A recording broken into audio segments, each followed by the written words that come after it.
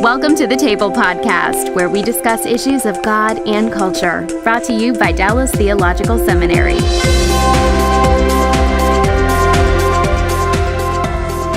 Well, let's turn to the last subject that I want to cover, and that is the whole issue of, and I even don't know how to ask this question, so I'm just going to throw it out there and see what happens.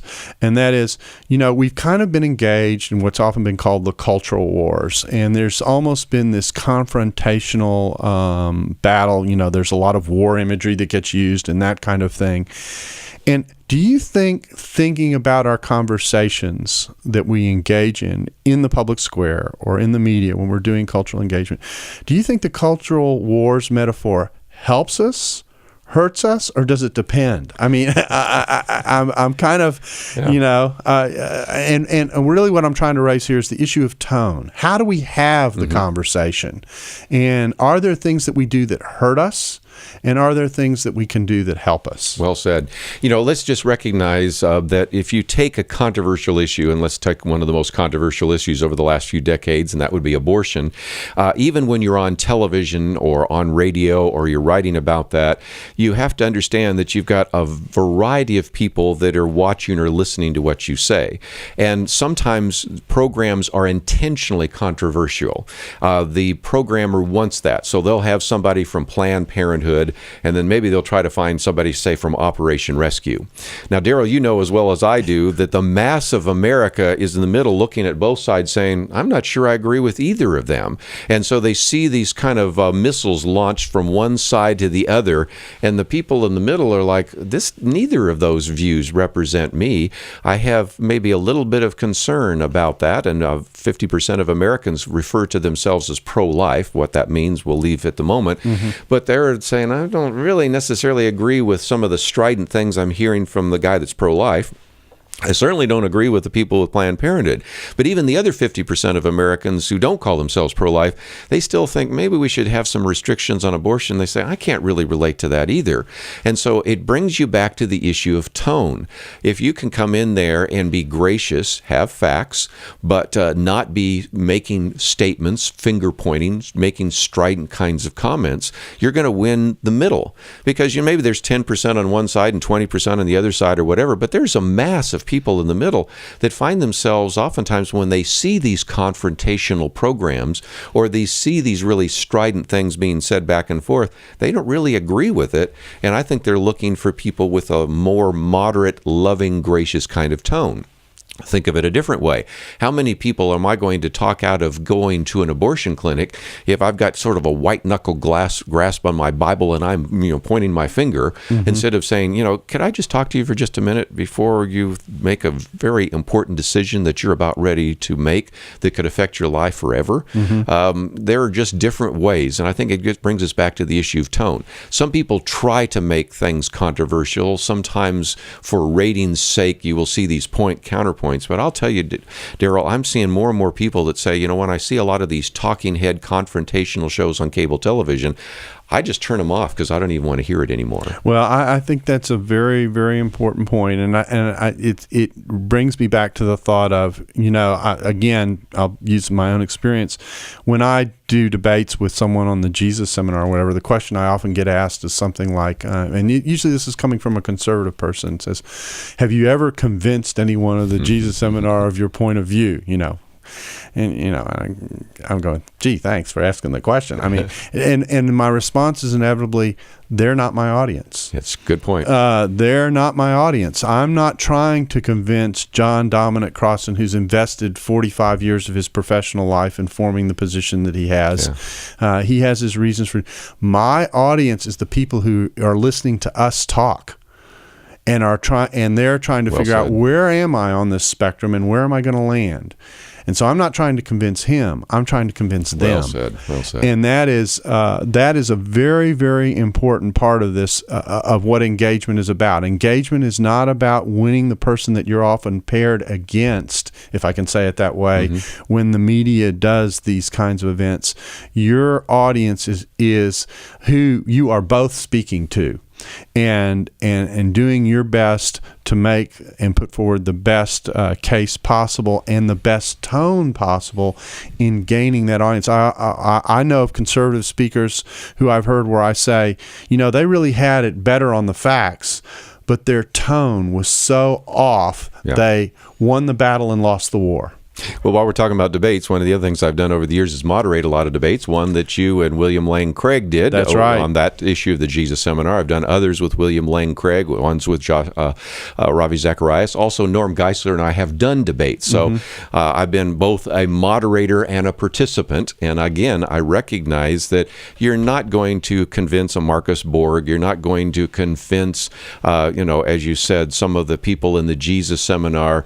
You're certainly not going to convince Richard Dawkins, or when he was alive, Christopher Hitchens, but you are in a forum that really allows you to surface those kinds of discussions. And for many years, we actually would not only speak in the college classrooms, we would do debates. And I recognize that I always had a little concern about debates because oftentimes you generate a lot more heat than light. That's right. I don't like them for that reason. But at the same time, I recognize that you would bring people into an audience that would never listen to you before. That's correct. A good example is when I was at the University of Arkansas in Fayetteville, we did a debate with the leading abortionist there, Dr. Harrison and myself. And, when I walked in that night, I thought, who's going to come to a discussion or even a debate about abortion? And I walked in, Darrell, and it was jam-packed. I mean, it was probably too many people, but the fire marshal wasn't there. And the reason is that some of the professors said they were going to show up and give the Christian dummy a bad time. Well, I realized that most of the people in this audience did not agree with me, so I began to talk about medical arguments against abortion. Then Dr. Harrison got up there and talked about Christians that presume to know the will of God and wrench Scripture out of context. Then I got up there and I talked about legal arguments against abortion. He got up there and talked about, the danger of the Christian right and wanting to impose a theocracy and really trying to subjugate women's bodies. And I got up there and talked about philosophical arguments against abortion. At this point, he was taking his prepared text and throwing it on the floor because he was assuming I was going to come from a biblical point of view. Right. But instead, I was reasoning to my biblical conclusions. Exactly. I used some Bible verses at the end, but I didn't start there. And at the same point, this was an environment where after a few minutes, a lot of people said, okay, I didn't realize there were really good arguments for abortion. And afterwards, I had a student come up and said, when I walked in here tonight, I really didn't know how I thought about abortion.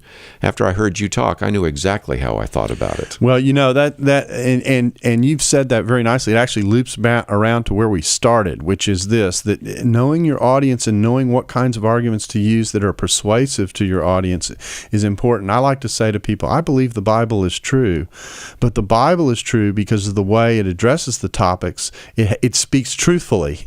And so that means that when I think about that, I don't just say it because the Bible says it. I want to say it because I think the Bible is saying something is true that I can unpack. And those are not the same things.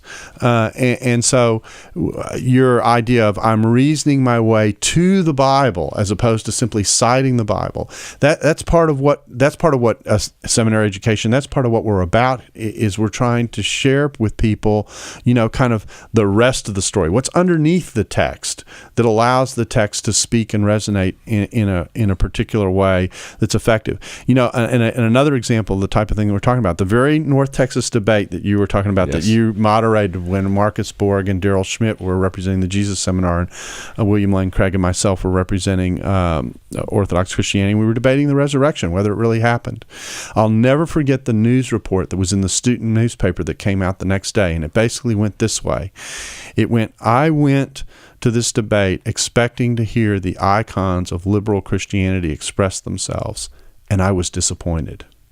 Wow. And I thought, that's the point. The point is, I'm not trying to win Marcus Borg to change what he's written over 40 years of his life. The point is to get someone who's listening to the two of us talk and say, you know what, I think that position's more reasonable than that position. Sure. And open them up to it. And again, you've got all sorts of people right now that they listen to Bart Ehrman. Sounds reasonable. They read the Da Vinci Code. It sounds like that could be possible. And what you're doing is interrupting the filibuster, if you will. That's right. And saying, wait a minute, there's another viewpoint viewpoint and listen to this for a few minutes, and you'll realize that what was given a lot of prominence maybe in the newspapers or in a best-selling book or in some kind of television program, there is another side of that story. And when you hear it, you realize maybe you were accepting it too uncritically. And just to be sure that we're not just speaking theoretically here, that actually translates into an important message to make, and that to people in the church, and that is, how do you actually interact with, and how do you get prepared to be that voice? In other words, this assumes an ability to be able to understand these areas and to engage in these areas and to get the help that you need for some of these areas. And some people will say, just the average person out there will say, well,